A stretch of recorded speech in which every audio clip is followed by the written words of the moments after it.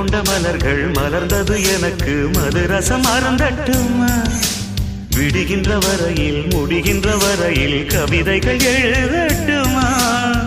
முத்தம் என்ற கடலில் முத்து குளிப்போமா அழகு அழகு ஓ நீ நடந்தால் நடையழகு அழகு நெருங்கி வரும் இடையழகு அழகு வேலெறியும் விழியழகு